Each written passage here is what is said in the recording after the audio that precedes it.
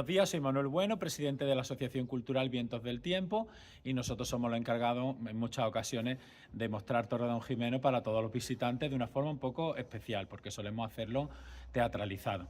Pero bueno, tengo estos amigos que han venido de Granada y quería explicarle un poquito pues dónde nace Torredonjimeno, que es precisamente en este castillo, que es de finales del siglo XII, principios del siglo XIII, de la época almohade. Es un castillo que en un principio, cuando lo vemos, no nos da la sensación que es un castillo, realmente por el lugar que ocupa, que es el centro del municipio. Y ha tenido muchas ocupaciones, que lo ha transformado tanto que la imagen bubólica que tenemos de un castillo encima de una colina pues se ha perdido, pero realmente si le echamos un poquito de imaginación podemos descubrir que tiene muchos elementos defensivos y que estaba preparado pues para la zona en la que se encuentra, que no es otra que frontera con el Reino de Granada. Y, por ejemplo, por hablar de alguna parte defensiva, tenemos en la zona de allí un foso que construye la Orden de Calatrava.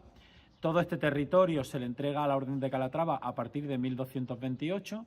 La conquista del lugar es en 1225 por las tropas de Fernando III el Santo, y la Orden de Calatrava pues decide hacer un foso en la zona más, diríamos, más vulnerable, la zona que se puede atacar más fácilmente, que es la zona más llana, el camino que va hacia Jaén. Tengan en cuenta que este castillo, la función que cumplía realmente es un enclave militar para controlar el cruce de camino que se produce en esta zona. El camino que va hacia Jaén capital, el camino que va hacia Córdoba y el camino que va hacia Martos. Y los almohades, que eran muy listos, pues hacen este enclave militar. Ya. Aquí tienen ustedes la única torre que se mantiene, llegó a contar hasta 6 torres, también tenía una barbacana. Lo que pasa es que el duque de Abrahantes, que fue uno de los propietarios de este lugar, pues decide hacer una fábrica de aceite, que actualmente es el centro de interpretación del tesoro visigodo, que ahora lo vamos a ver, y transforma mucho el entorno, quizás que sea el más transformador. Derriba la barbacana de la puerta de entrada, hace una rampa para que el aceite de oliva pueda salir de una forma más fácil. Y bueno, intenta también hacer una casa palaciega muy en boga, muy de moda en el siglo XVIII, y por eso pues tenemos esta escalera palaciega, este jardín también palaciego, y él pretendía hacer unos jardines colgantes, pues basándose un poco en la idea de los jardines colgantes de Babilonia en el segundo recinto amurallado. Nuestro castillo es un rectángulo desigual y llegó a tener muros hasta de 11 metros de altura. Y tenemos también muchos personajes que han pasado por aquí, entre ellos pues Isabel la Católica. Tenemos un documento en el que aparece su firma y pone en el castillo de Torredonjimeno. Por supuesto, don Jimeno, el fundador de la ciudad tras la conquista en 1225, que es un infanzón que venía de Aragón con las tropas de Fernando III el Santo, y se convierte en el primer alcaide del lugar. Por eso es el nombre de Torre de don Jimeno. La torre, lugar defensivo del primer señor feudal.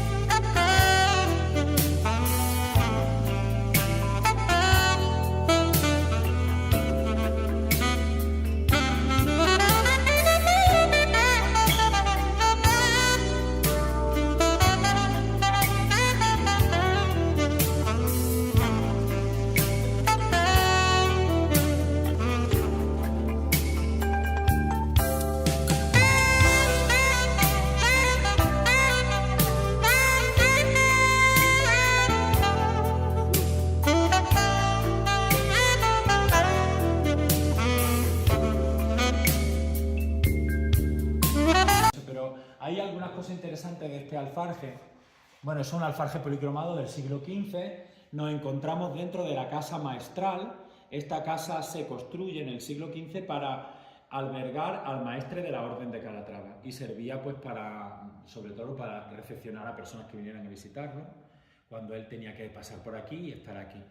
El alfarje policromado que están viendo ustedes pues se construye por los musulmanes que se han quedado a vivir con nosotros, que en un principio se han convertido al cristianismo y nos dejan pues este arte maravilloso en el que podemos destacar pues el montón de estrellas que vemos en el mismo, los lazos, que si se dan cuenta el dibujo pues son como si fueran unos lazos que si tiramos de los mismos pues cerrarían. Vemos el escudo de los Pacheco, que Luis Guzmán, el maestre de la orden de esa época, pues pertenecía al linaje de los Pacheco, y el escudo que vemos nobiliario es el de los dos Calveros, que aparece pues, por todas partes, igual que la estrella. Y luego esos arcos polilobulados que le llamamos de rosario de bola, con esos puntos blancos tan característicos también del arte musulmán. Una cosa muy destacada de este alfarje es que nos engañaron un poco los musulmanes, nos hicieron ahí un truco, nos dieron gato por liebre o nos la metieron doblar, como dice ahora la gente joven, porque ellos, a pesar de que se suponía que se habían convertido al cristianismo, pues en su fuero interior y en su vida particular seguramente seguían manteniendo la religión de Alá. Y aquí cuando hacen el alfarje dice, esto no se van a enterar y se lo vamos a colar. Entonces en la parte del segundo alfarje nos colocan en todas las tablillas un epígrafe que significa Alá. Lo que nosotros no vamos a llamarle a esa parte la sala de Alá, precisamente porque no sé cuántas veces, pero no sé si son 100 y pico de veces, repiten el epígrafe de Alá. Si se vienen por aquí, lo podemos ver. A ver si a mí la vista me falla un poco, pero la jáfena, que es la viga gruesa, sí, la que atraviesa, la que atraviesa, pues las tablillas que hay pegadas al fondo, que separan, diríamos, arriba sí. Las que cubren, una tablilla que cubre con la viga, con la jáfena, con la viga grande. Y tienen un elemento pequeño que es como si fuera, a lo mejor aquí en aquella de ahí se ve un poco más. Pero no es la parte esta pintada, es no la parte pintada, frontal. es la que vemos frontalmente. Es una tablilla muy pequeña que, diríamos, une la parte policromada de la parte superior. Como la flecha. Sí, ve que tiene como un peine, es como un peine, un símbolo que es como un peine. Tiene unas púas para un lado y otras púas para otro. Sí. Pues eso significa la. Y en todas las tablillas, en todas se repite. Lo que pasa es que, claro, la policromía no nos llega tan...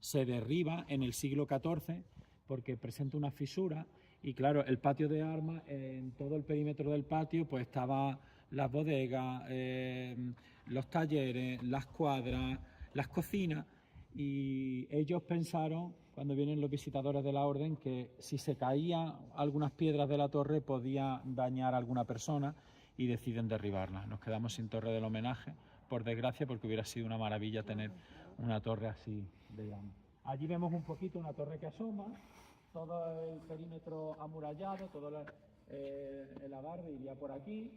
Se puede andar, lo que pasa es que todavía no es practicable, pero se puede andar por un tramo bastante grande, por donde se haría alrededor de la muralla. Y vamos a pasar, si les parece, al centro de interpretación. Encontramos la recepción del centro de interpretación del tesoro visigodo. Tesoros visigodos en Andalucía, solamente tenemos el de Torredonjimeno. En España tenemos 2 tesoros visigodos, el de Guarrazar y el nuestro, o sea que somos únicos en este tipo de orfebrería y un tesoro visigodo. Hay varias teorías. Bueno, el pueblo visigodo, los visigodos son un pueblo bárbaro que viene del norte de Europa, haciendo un periplo por muchos lugares y cogiendo muchas riquezas, y deciden crear el Reino de Toledo. Capital Toledo, se encuentran con algunos escollos, sobre todo Leovigildo, que es uno de los que más unifica el territorio, se encuentra con el escollo de la religión, porque ellos son arrianos, no son cristianos, y entonces, pues, aunque intenta unificar el reino, es un rey bastante bárbaro, bastante luchador, crea muchas leyes, muchos privilegios, pero no consigue esa unificación del Reino de Toledo. Es hasta Recaredo, su hijo, que se da cuenta que para poder unificar el territorio, lo que tiene que hacer es, en vez de que el resto se convierta al arrianismo, pues convertirse ellos al cristianismo. Vemos este cuadro que representa el momento de la conversión de Recaredo al cristianismo, y en él ya vamos incluyendo alguna corona votiva, algunos elementos de orfebrería, y nos va a hablar, pues, de nuestro tesoro, que vamos a descubrir ahora después. Nuestro tesoro está dedicado a Santa Justa y Santa Rufina. Son 2 santas mártires, patronas de la Catedral de Sevilla, y existe una teoría que se piensa que este tesoro pertenecía a la catedral, y en la invasión musulmana en el 711 intentan esconder el tesoro aquí haciendo un hoyo, cavan un hoyo, y hasta 1926 que Francisco Arjona, haciendo para plantar un olivo, haciendo trabajo en el campo, pues lo descubre. Existe otra teoría, viendo la similitud que hay con el tesoro de Guarrazar de Toledo, que pudo ser que aquí en esta zona hubiese un centro religioso importante dedicado a estas santas que tuvieran alguna reliquia, y por lo tanto, pues, ese tesoro perteneciera al lugar, porque hay bastante similitud con el tesoro de Guarrazar. Y si quieren ustedes, pues pasamos a lo que es en sí la cámara del tesoro.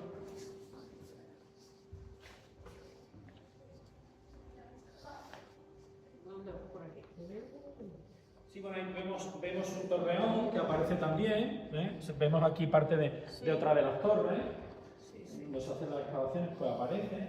Claro, esto fue ya.